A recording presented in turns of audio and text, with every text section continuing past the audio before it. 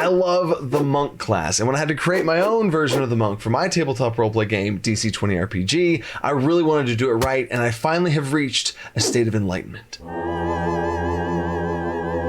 So I looked at the Dungeons and Dragons Monk, I looked at the Pathfinder Monk, and a bunch of different other iterations of Monk, and what I thought the true class fantasy was for the Monk in creating this DC20 Monk. And I think we absolutely killed it in a lot of ways. And you can take inspiration from this Monk to be able to take and tweak the other Monks. If you are playing D&D and Pathfinder and all that kind of stuff, these thoughts are applicable to them all. And this is actually the first class reveal I'm doing for one of the classes in DC20 RPG. And if you like this, if you think it's interesting and cool and you want to know more, I do have a lot of other videos on the channel about DC20 RPG. And if you want to support the project, it is on Patreon and is what's being supported before we launch this thing, because the alpha is going to be releasing any week now. So there are 3 big features to get to, but before that I have to talk about the actual foundation of the Monk, of what things I had to do to make it work in my game system. The 3 big huge core features that you can really apply to any system, and then a cool flavor feature. So enough monking around.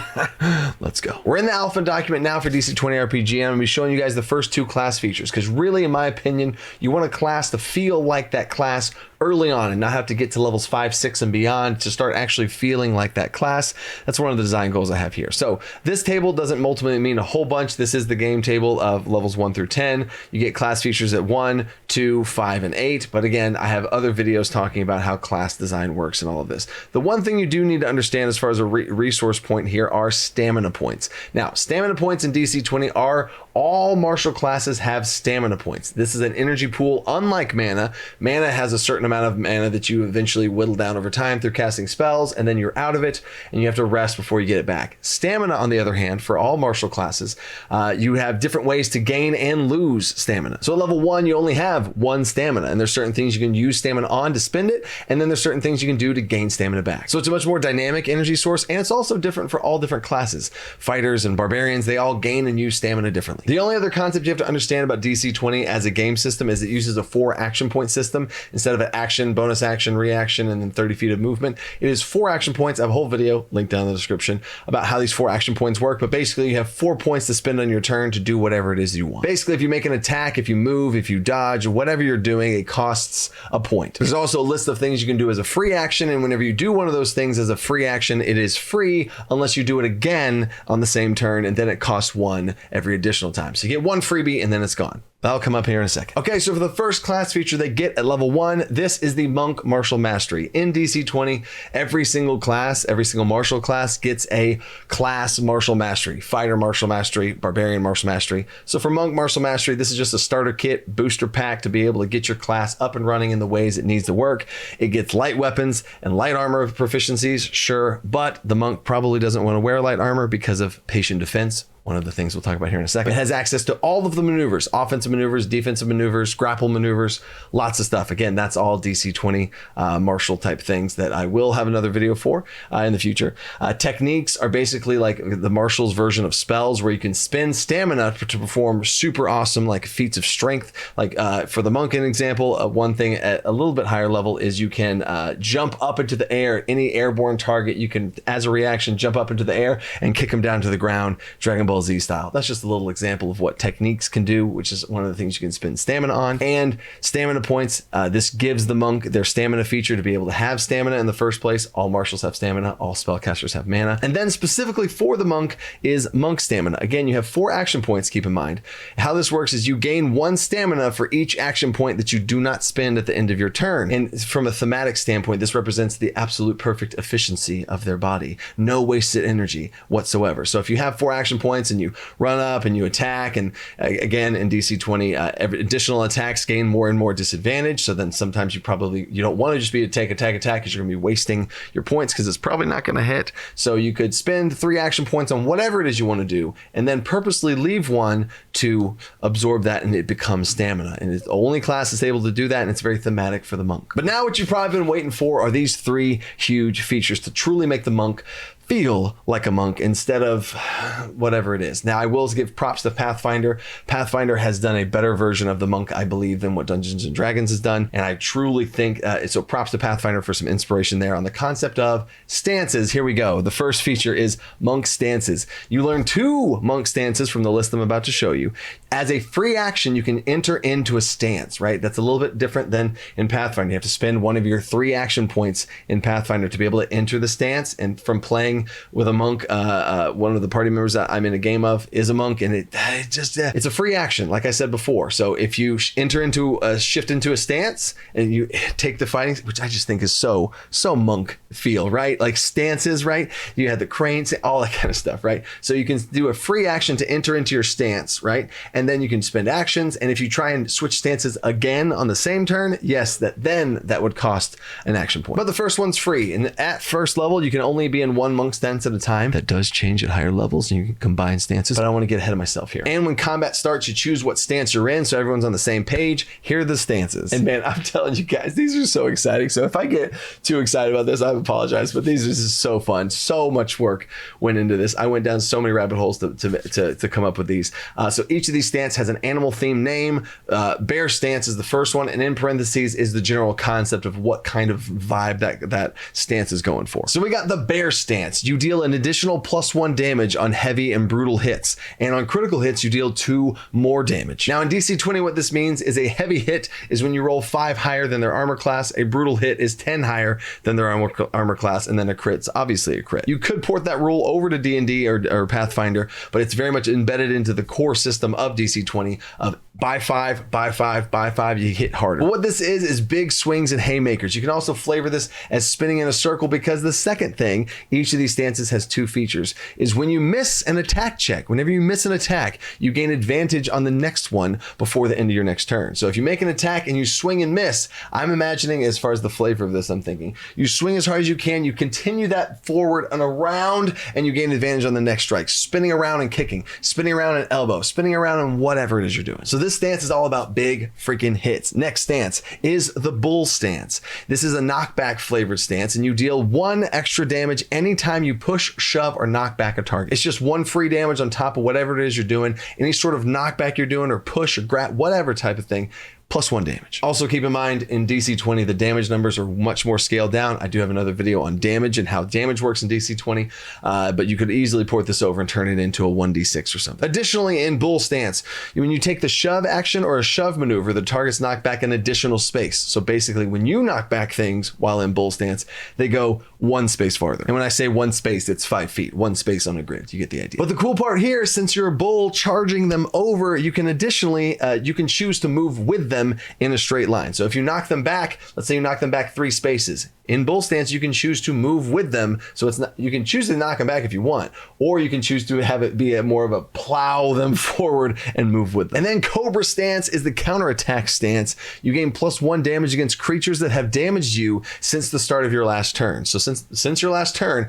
any creature that has damaged you in 1 round, basically, you gain +1 damage against. And in the flavor descriptions of combat, this would be they hit you and then bang, you hit them back. And this next part here fits perfectly. When a creature within your melee range misses you with a melee attack, you can spend 1 action point as a reaction to make an attack check back against them. So you better not miss a cobra stance monk. Next stance is a little bit more graceful stance. We have a gazelle stance. This is nimble. You gain 1 movement speed and 1 to your jump distance. So basically you can jump 1 space farther, and you have 1 more space of movement whenever you do move. In DC20, you have 4 action points. You can spend 1 action point to move, and whenever you take the move action, you gain your movement speed in spaces. The default movement speed is 4 spaces, so this brings it to 5, and you're just a little faster. And it also ignores difficult terrain, and you have advantage on agility saves and acrobatics checks. And I can already see people down in the comments. I want to know what your 2 favorite stances are. I know I'm not through them all yet, but I want to know what your 2 favorite stances are. Which ones would you pick at level 1? Because I've seen a lot of people think about, oh, I'm going to do a gazelle stance and then bear stance. So I'm going to be a gazelle,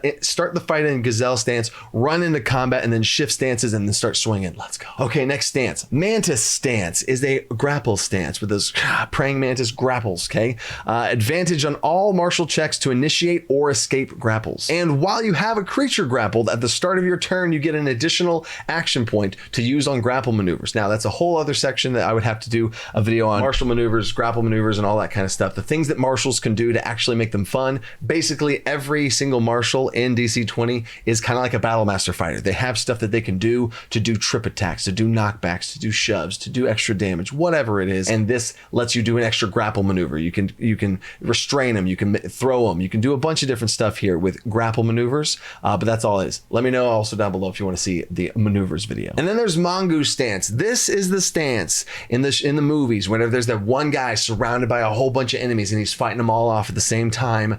Mongoose stance. Your attack checks deal an additional 1 damage while you're flanked. So you almost want to be surrounded by enemies and you'll deal more damage. And also, whenever you make an attack check against a target using an unarmed strike, you can make another unarmed strike against a different target in your range for free. You can only make this attack once per turn, but you make a single attack check, 1 attack roll, and then you apply that number to 2 different targets. It says physical defense here because physical defense is DC's 20 version of armor class, but you get the idea. If you're surrounded, you basically pick 2 targets and make 1 attack check, which basically applies it to both of them. Just hitting everything all around you. Okay, we got 3 left here. Scorpion stance. This is a quick strike stance, similar to the Cobra stance, but in a different way. Whenever a creature enters your melee range, you can make an opportunity attack against them. Everyone knows that's a very strong ability to be able to make attacks like that just from someone entering your range like that. But it also balances itself out in the context of DC20 and how action points work. But that's another thing. And the other thing a Scorpion can do is you can spend 1 action point to give yourself reach and +1 damage. So it's basically a long strike. You're a monk. You do not have reach with your fists. You are punching. But this strike is a long kind of, I would imagine this being some sort of like cartwheel in, dive in, attacks, backflip back into your position to quickly like bang, bang, strike somebody with reach. So you spend 1 of your action points to make an attack, right? So how this would work is you spend an action to attack, and you could spend 1 additional action to increase the damage by 1 and give it reach. And that's kind of how attack maneuvers work. These martial maneuvers is you can spend points to boost your attacks. And then we have turtle stance. Of course, you got to have a defensive stance here. This is a sturdy stance. You cannot take the move action while in turtle stance. You also gain 2 damage reduction, and damage reduction in DC20 is any hit that you take, you subtract 2 from it. Now, this can easily apply to other game systems.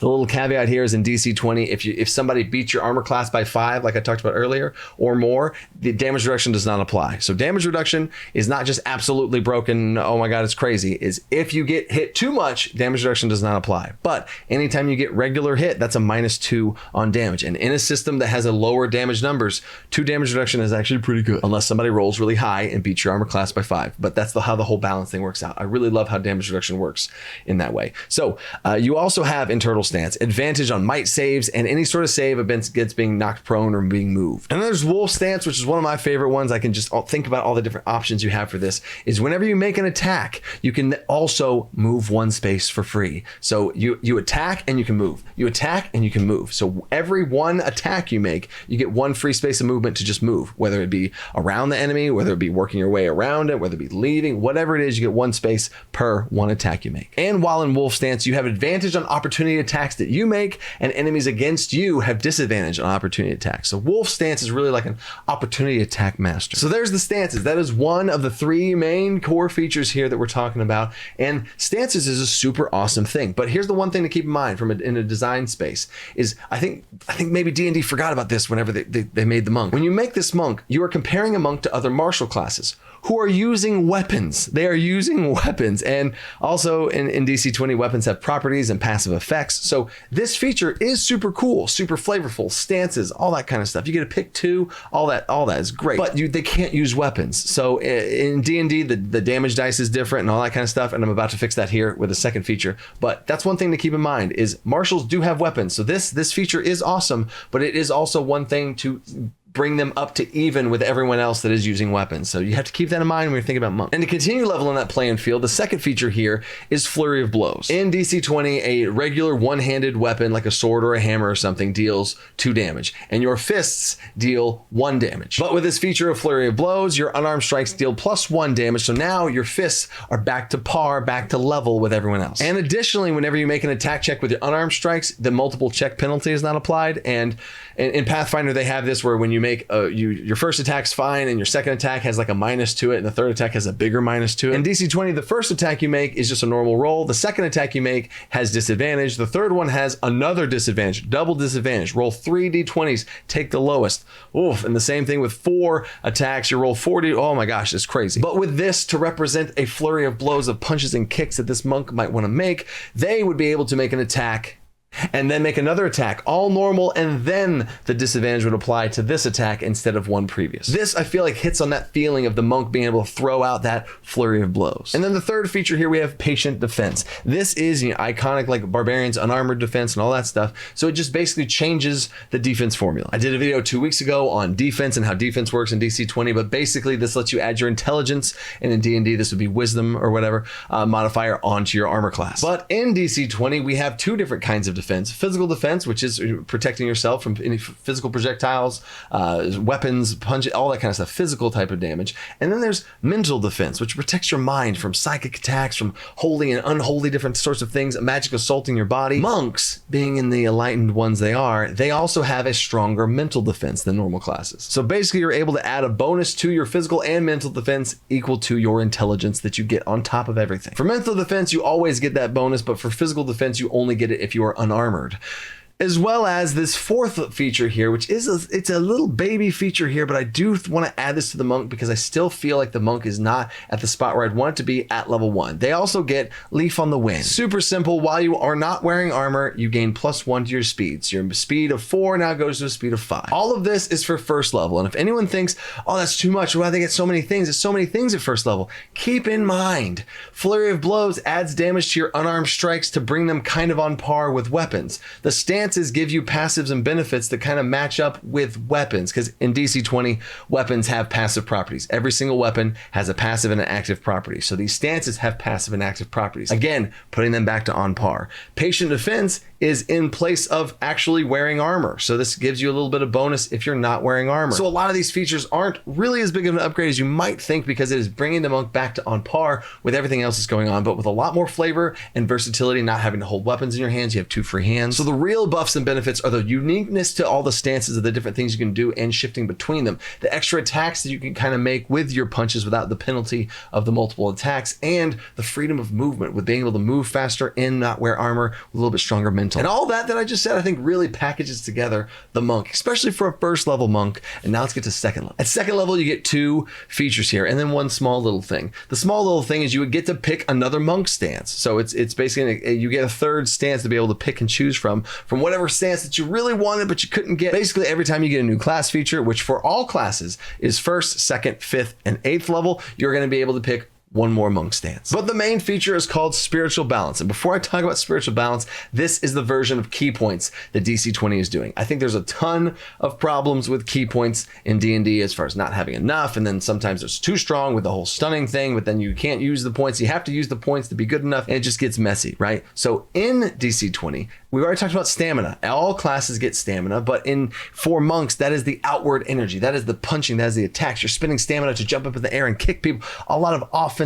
outward energy stuff. And then in the spirit of monks, in this whole thing of this, the feeling of a monk, this spiritual balance is key points. These key points are points that you get, and you have the same amount of points as you do stamina. So if you have 2 stamina, you have 2 key points. When you get 3 stamina, then you now have a maximum of 3 key points. They're the same. It is the yin and yang of this energy, and all the things I'm about to describe for these spiritual balance key points are reactive energy. Spiritual balance, you gain the power to harness your inner spirit as a counterbalance against your physical energy. You have the maximum number of key points equal to stamina points, like I said, and when you spend a stamina point, you gain a key point, the yin and yang. You can spend key points at any time when this happens to you or actively on your turn, of the following things. There is slow fall. This is a lot of monk things are baked into this one feature to really make it very efficient. So slow fall is you reduce the damage you take from falling by amount equal to your level. And again, the lower damage numbers in DC20 means that actually is pretty good. This is level 2. You reduce fall damage you take by 2. So you could fall from 15 feet up and take no damage. Step of the Wind, you increase your jump distance by 2